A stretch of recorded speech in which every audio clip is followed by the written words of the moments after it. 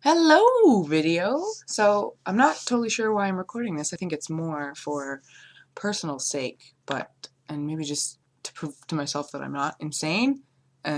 We will see. I'm doing an experiment, and we will see how this goes. So, I've been having some health problems lately, but one of the more subtle ones is droopy eyelids.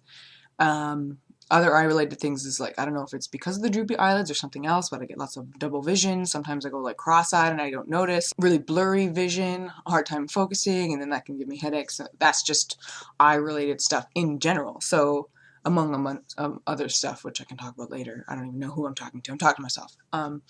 So I've been seeing a neurologist, and he says that I might have Myasthenia Gravis, which is a mouthful. And I've been doing all these tests. I've had an MRI. That's totally clean. I don't think that's for diagnosing myasthenia gravis. I think it was for ruling out other stuff because I do have some MS in the family. Most recently, a couple weeks ago, I did a single fiber EMG test thing. They stabbed me in the forehead and I don't know, just checked the currents of my nerves or muscles. I don't know, whatever. But at the time I wasn't having like a flare. Like flares for me is extreme weakness in my hands, and then it moves up to arms. I get numbness. And then this past summer I lost the ability to walk. I couldn't use my legs properly without, I should have got a cane, but I was too embarrassed and I didn't know what was wrong with me, so I just wouldn't leave the house unless I had my partner's arm to hang on to when we went walking or something. He would sort of steer me around and we'd walk super slow, but I would get there eventually. So yeah, I did this single fiber EMG test, but I wasn't really having any symptoms at the time. So it came back, everything looked fine. And he's like, well, if you're not having any flare-ups, then only 60 to 70% of the time will it come back positive. I think, something he said like that. So, but the only recurring symptom that I have from all the time is ptosis, which is droopy eyelids. Basically, this is how I look in normal life, but this is actually my surprised face. I can't be more surprised because this is how my normal day-to-day face is. I'm surprised all the time. So I'm constantly flexing the muscles in my face to look normal. I've been doing this.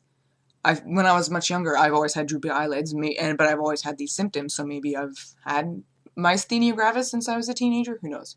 So I was embarrassed that my face was so droopy. Everybody always thought that I looked like a huge bitch or that I was pissed off or scowling when I was like, "Rrr." So eventually I learned to do this constant surprise face, which by now is my default normal face, which ends up giving me lots of tension headaches and stuff like that. So if people see me on the computer or working or whatever and my face is relaxed, they're like, whoa, are you pissed? I'm like, no, I'm fine, but this is just how my face actually looks.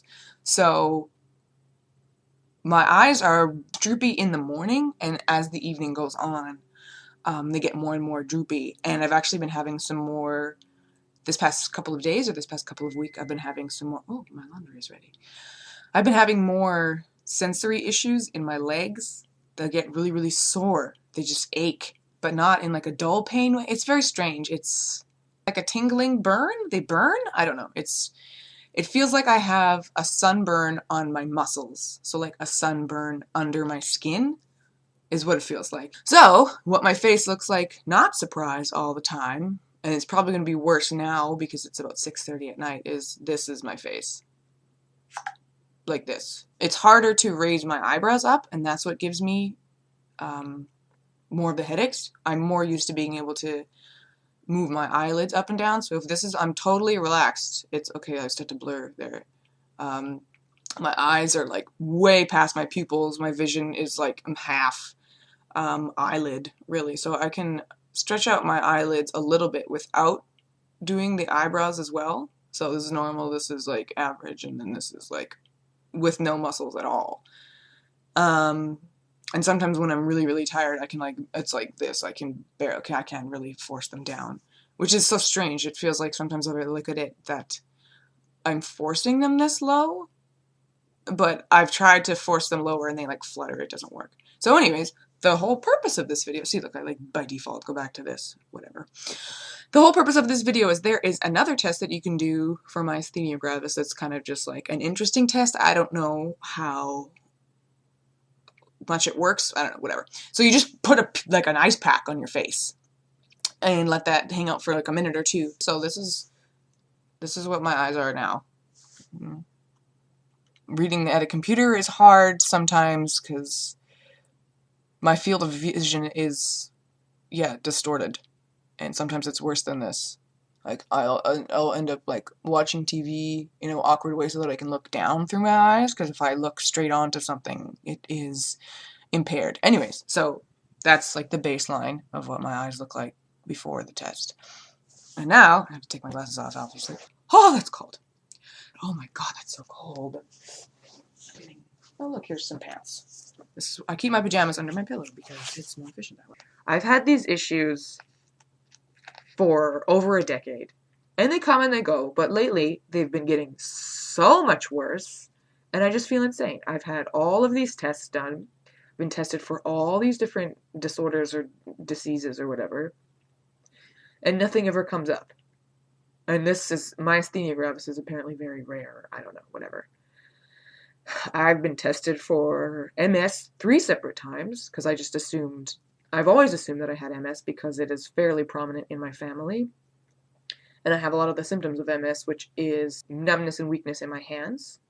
And then that would kind of come and go every couple of months.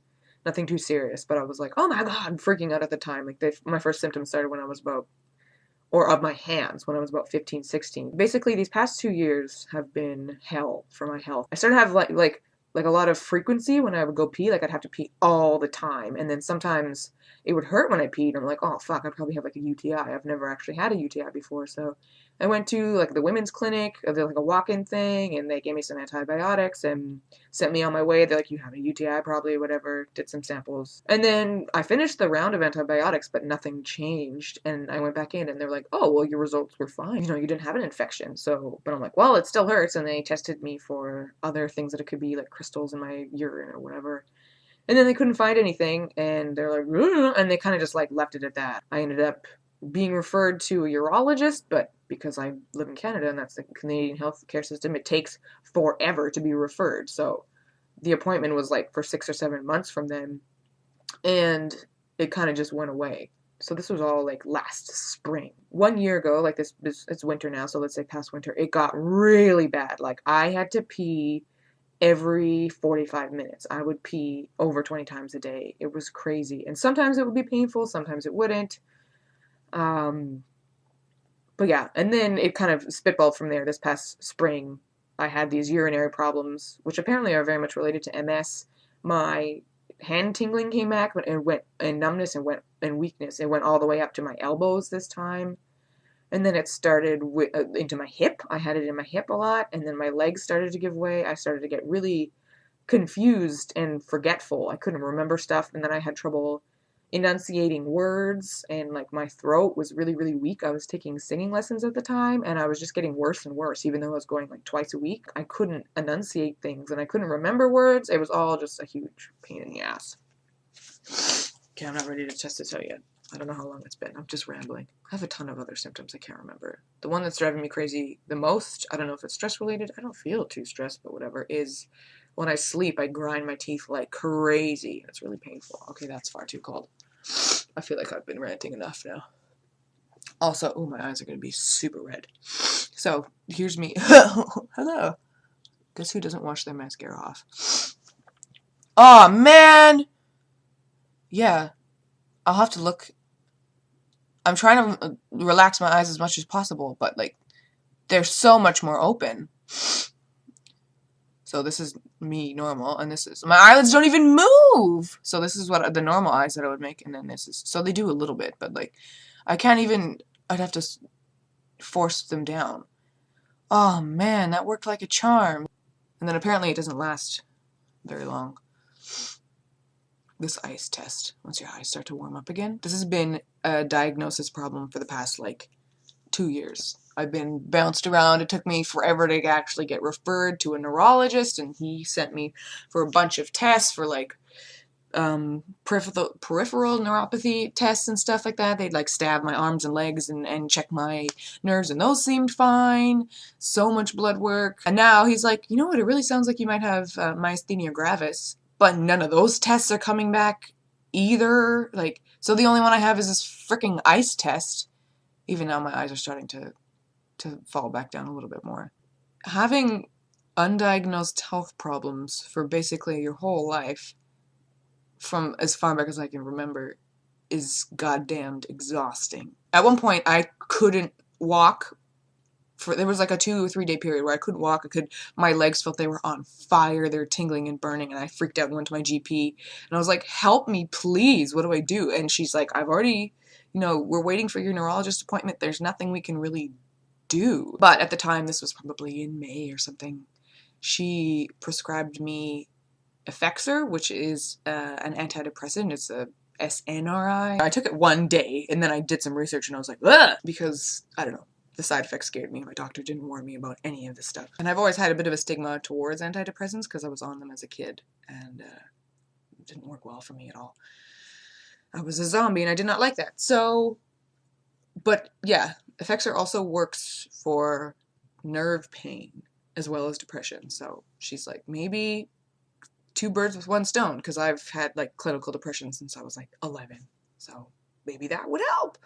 Or maybe it's a symptom of Myasthenia Gravis. I don't know. I've been trying to research it and nothing's really coming up. So I also started to take Effexor this past week because my nerve pain has been getting bad and my depression has been really bad. So I'm like, maybe this will help. So basically this is just a video for like a baseline for me. Yeah. To see, put the date of when I started taking Effexor, prove myself to this ice test thing, and really just to get it out, because I feel like I can't really talk about it to anybody, unfortunately, in my life. I don't know. I'm not good at talking about myself. So I'm like, oh, I don't want to burden other people with my bullshit, and I'm annoying, and I'm complaining, but really I'm miserable. Let's see. Yeah, my eyes are drooping already. I don't know if it's back to where they were, but yeah.